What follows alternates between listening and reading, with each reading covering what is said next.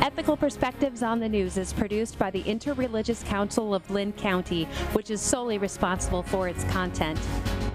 The views and opinions expressed on this program do not necessarily reflect those of the staff and management of KCRG TV9. Good morning and welcome to Ethical Perspectives on the News. My name is Diehl. I'm currently the Vice President of the Interreligious Council and the President of the Humanists of Linn County. On this morning's show, we will be discussing the future of energy in Iowa. Now, here to discuss this interesting topic with me this morning, I have three distinguished guests. Before we get into it, if I could just have you take a few seconds to introduce yourself and maybe tell us why this particular subject is important to you. Well, thanks, Alan. It's great to be with you this morning.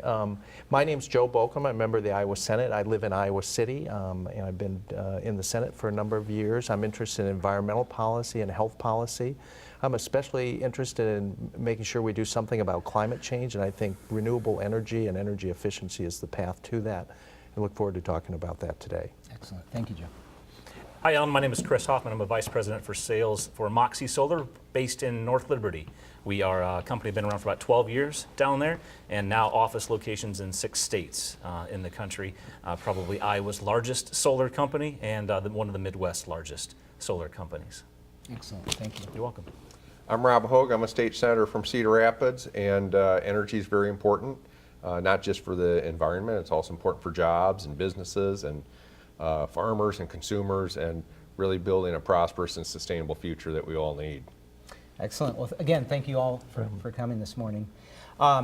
Well, it's certainly no secret that in Iowa we are, a leader when it comes to renewable energy in this country, and we're looked to in a lot of ways as leaders, right?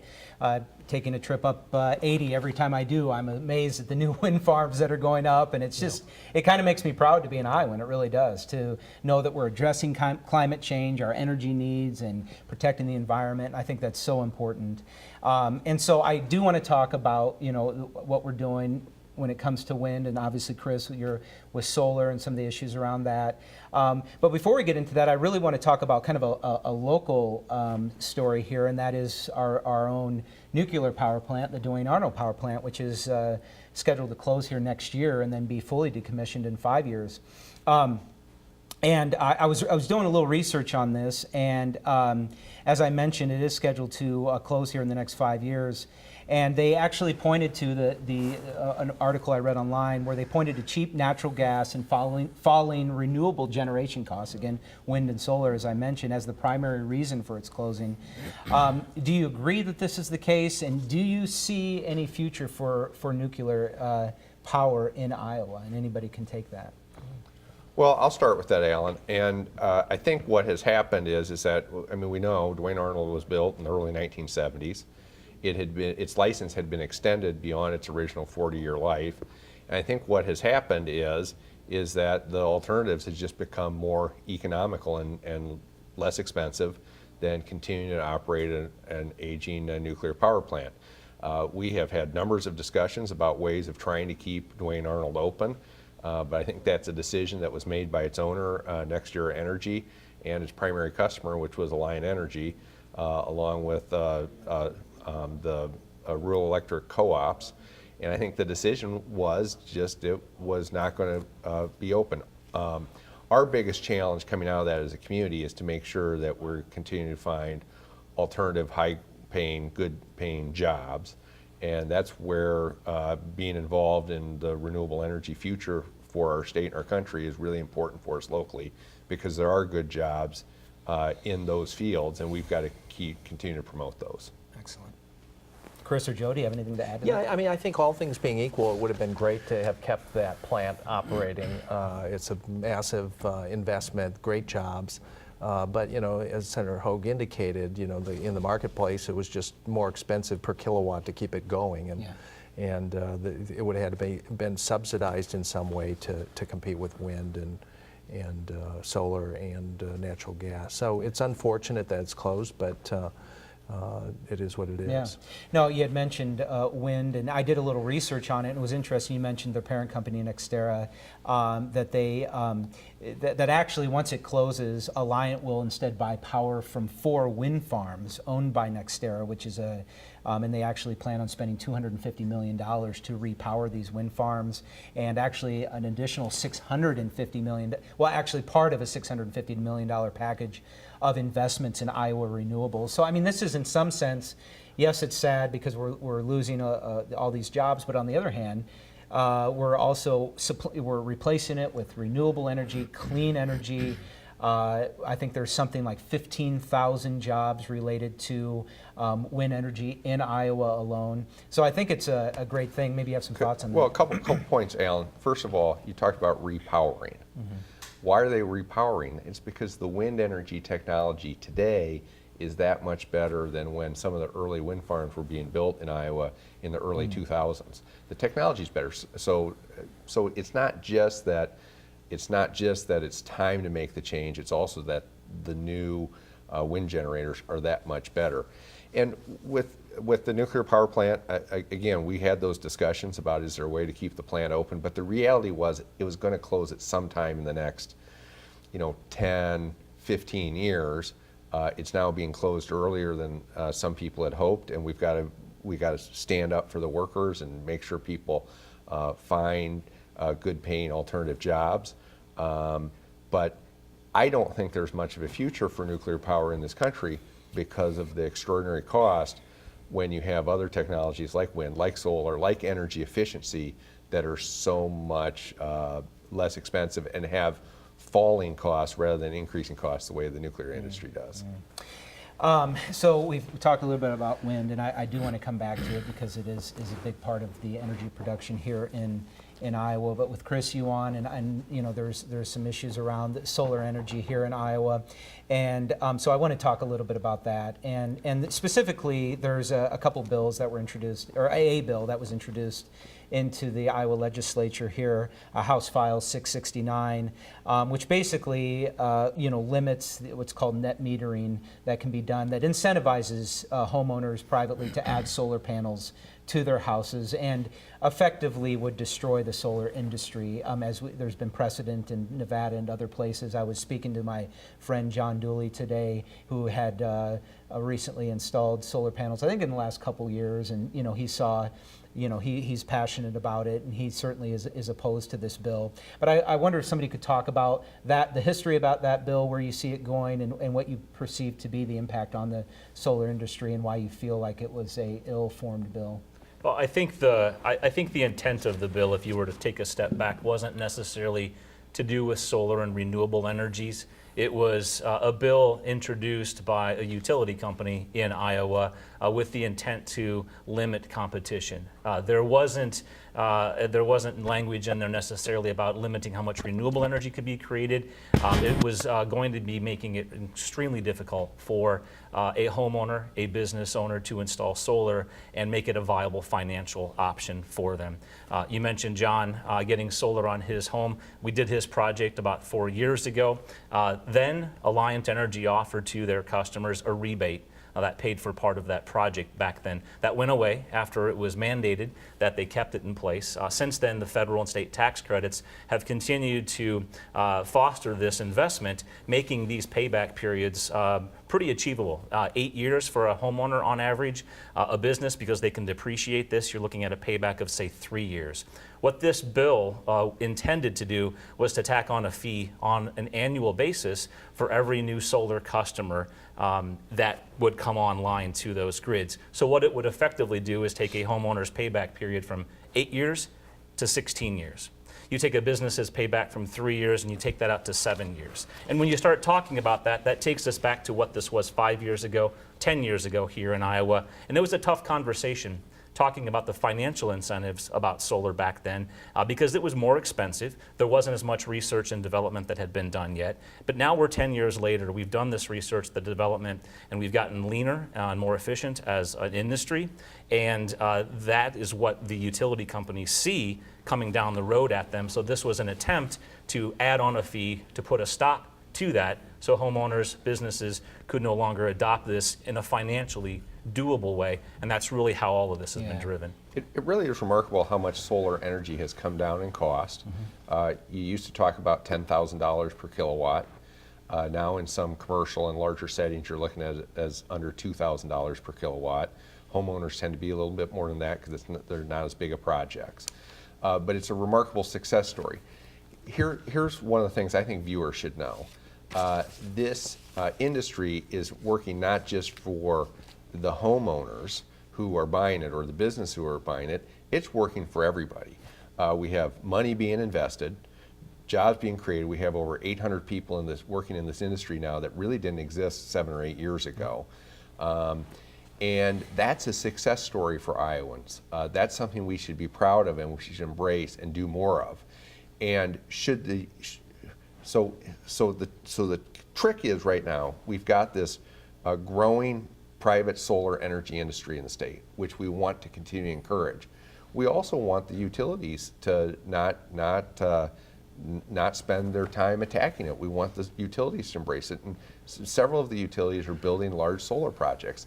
That's good too. Those don't have to be competitive situations. We want to do both because of the benefits for the environment, for health, for sustainability, and for jobs.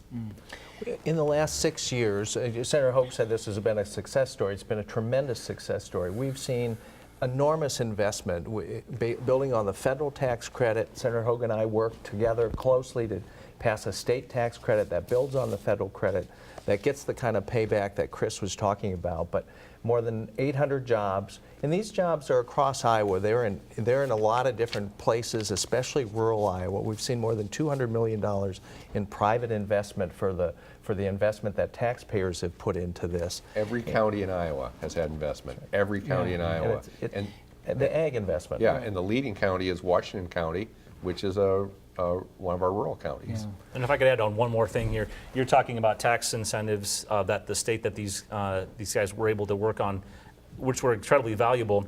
In economic development terms, and correct me if I'm wrong, either one of you, if $1 in Iowa state tax credits are provided, a goal is to get $1.50 back as a benefit to the economy. That's what you would treat as a success.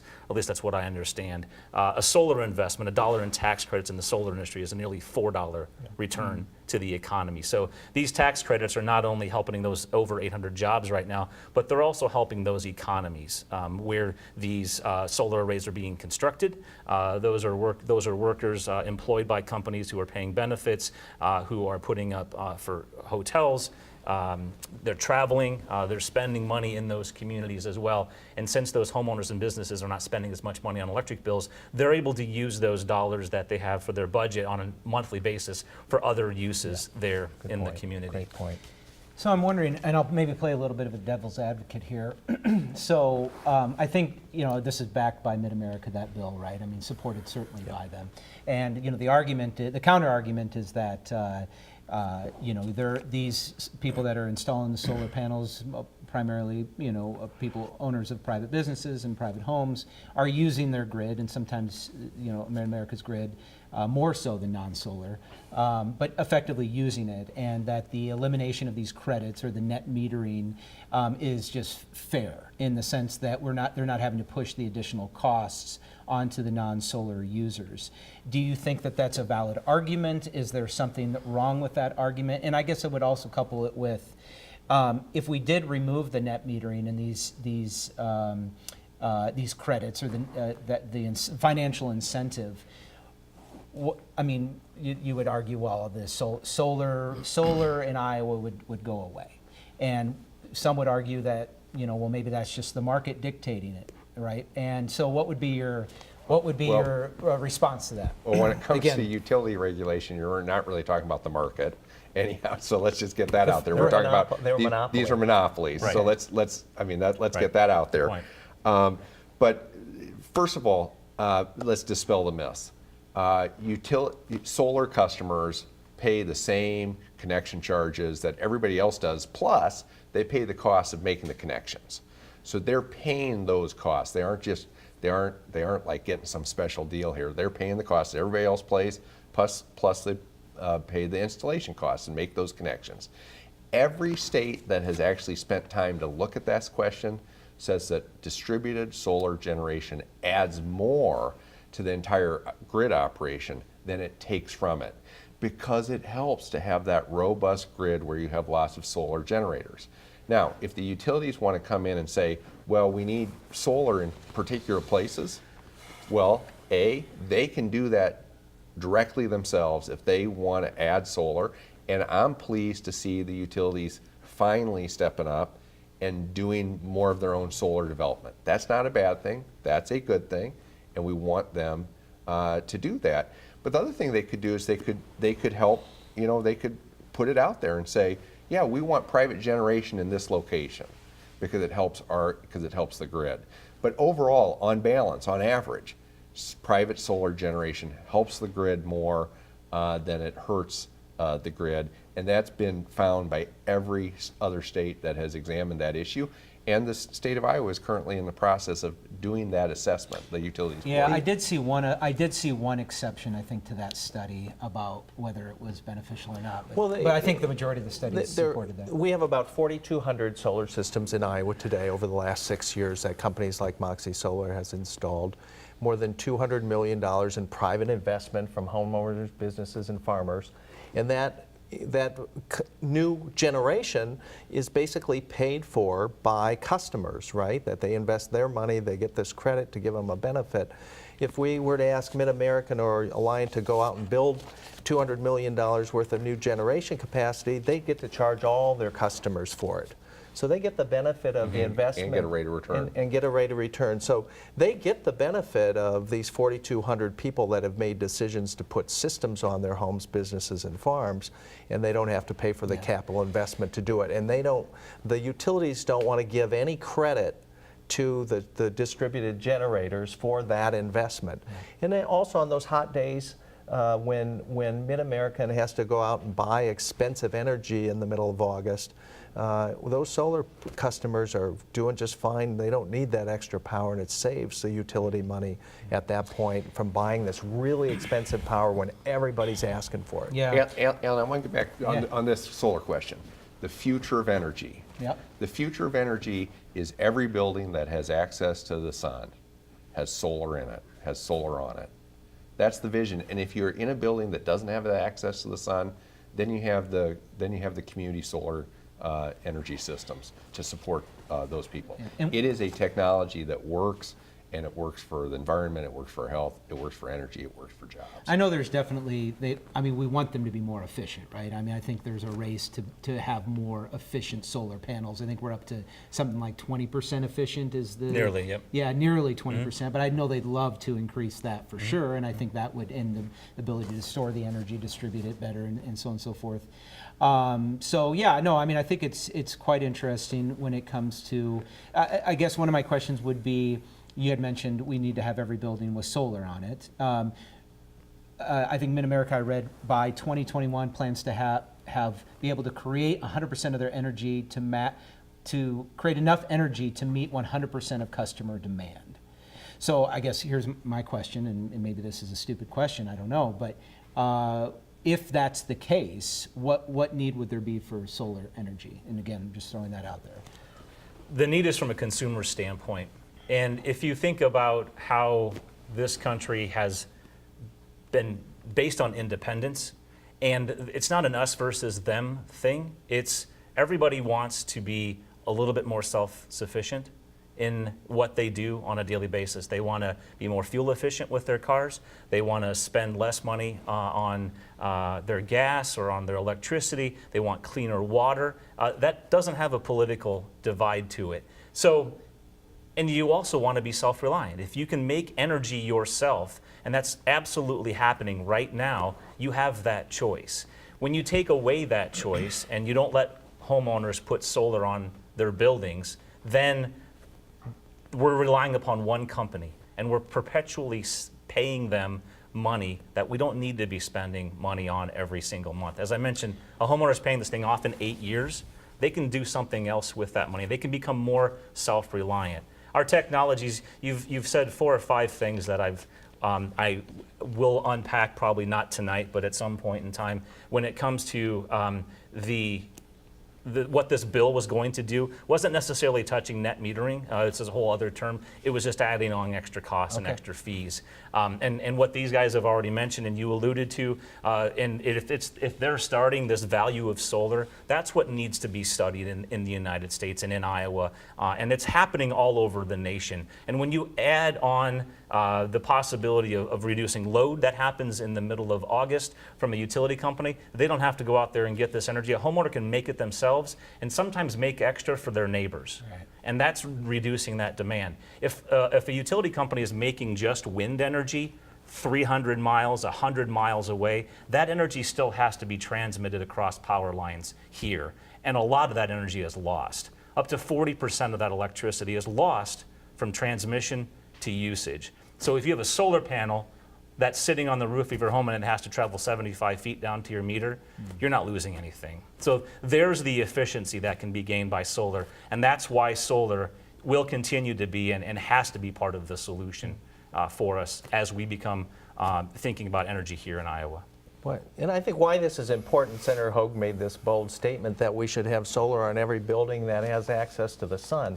We're right now experiencing in Iowa extreme climate disasters on both ends of our state, with record flooding on the Missouri, more record flooding on the Mississippi, and climate change is an enormous issue for the Midwest and for America. And we need utility companies that are ready to help customers save energy and do more renewable. And I have to say, MidAmerican has not really been much of a leader in this area.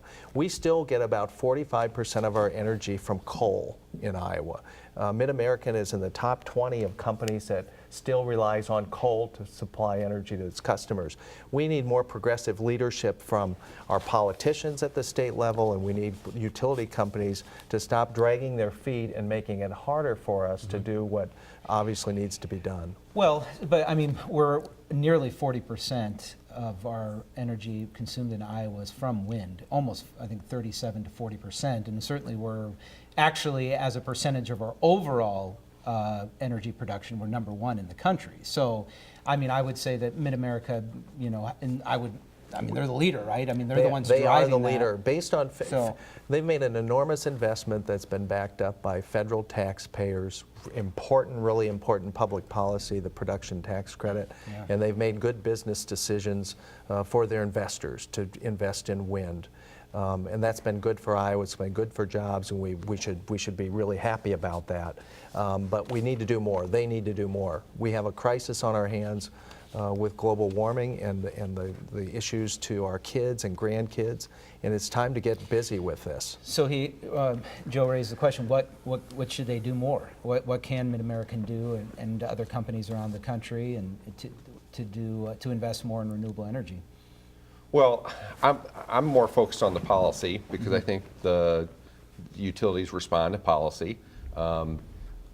Monopoly utilities are a creature of policy, right? I mean, it's, you know, government gives them the monopoly to do these things.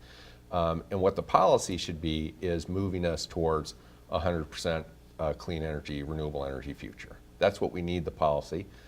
We had, under the prior administration, we had a clean power plan. That clean power plan is now being rescinded. And that's a problem because this is where what's going to come out in the future. We've had this tremendous, and by the way, wind power is good for Iowa. Solar power is good for Iowa. Both are good for Iowa. It's not neither or. You can do both, and plus we need other forms of renewable electricity. Methane digesters, you know, small-scale hydropower, biomass, biogas. All of this is good in a 100% renewable energy future. And what we need is a clean power plan reinstated at the national level that takes us away from carbon-based energy. Yeah. And if I could add one more thing, we also need competition. So as Senator Hogue said, wind and solar are compatible, and they are both going to be technologies that will help us to get there. Not one or the other, and not one company or utility company having control of that. The only reason solar energy has become so much more affordable in the last 10 years is because customers have been investing, companies have been able to do research and development and bring those costs down. If that goes away, if the competition for that goes away, then the research and development slows way down and costs they could creep back up. Yeah, no, for sure. I think you would agree that if you remove that financial incentive, that the solar industry would effectively die. I mean, I mentioned Nevada as being an example of that. Correct, and I think in that context, you're talking about the federal and state tax credits that when they were set up 7 years ago, they were intended to be a 10-year tax credit. It had to be renewed after 5 years, and we're in that 7th year right now. That when these tax credits go away, it will be more financially difficult. However, the cost for solar energy is a third of what it was 10 years ago. Maybe it's less than half for sure. So the goal then, and we're getting there, is that when these tax credits go away, which are never intended to be permanent, solar can survive on its own without them. However, what we're getting attacked by are these extra fees and these limits put on us as solar customers by the utility company. So the tax credits are a completely different animal. The tax credits may not have been intended to be permanent, but the reality is they provide health and environmental benefits, and there should be some way for the market to reflect that benefit. Now, there are people who talk about doing a pollution tax on carbon pollution. That would be a way to do it. The Clean Power Plan standards was another way to try to reflect the health and environmental benefits of these clean energy sources. But people shouldn't think, well, after 10 years, solar and wind should just sink or swim on their own, right? Yeah. We have health and environmental benefits that we need. Air pollution from dirty fossil fuel plants cause hundreds of billions of dollars of healthcare costs in this country every year. And there should be some way of reflecting those costs. Senator Bolkcom talked about the climate costs. They're real. City of Burlington, that's a real cost when the downtown floods, when the downtown in Davenport floods. Cedar Rapids, we know about those costs. So we need to act on this issue. We need to help create the innovation and the investment that is making these technologies work so well.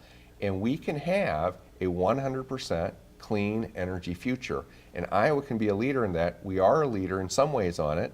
And we need to continue that. We need some help from our federal partners. Yeah, absolutely. All right, so we just have a couple minutes left, so I always like to finish this with one kind of question. So what is one thing an individual can do to promote clean energy in Iowa as an individual? I mean, what do you think is the most effective way for somebody to promote the adoption of renewable energy in Iowa? Well, make sure that your legislators know that you care about this, just as a simple thing to do. And, there's 1,000 things we can do every day to save energy in our own homes and businesses as we go about our business. Drive less, ride a bike, eat a veggie burger.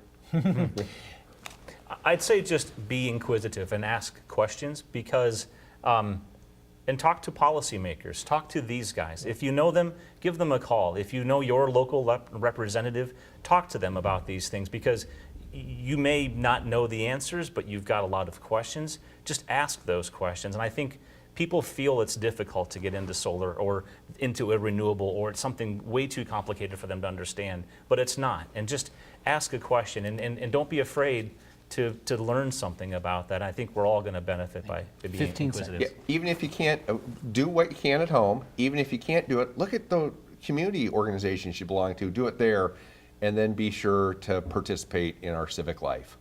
Excellent. Joe, Chris, Rob, I really appreciate it. It's been a fascinating conversation. We could go forever, but I hope you enjoyed our conversation this morning and hope you have a great Sunday. Take care.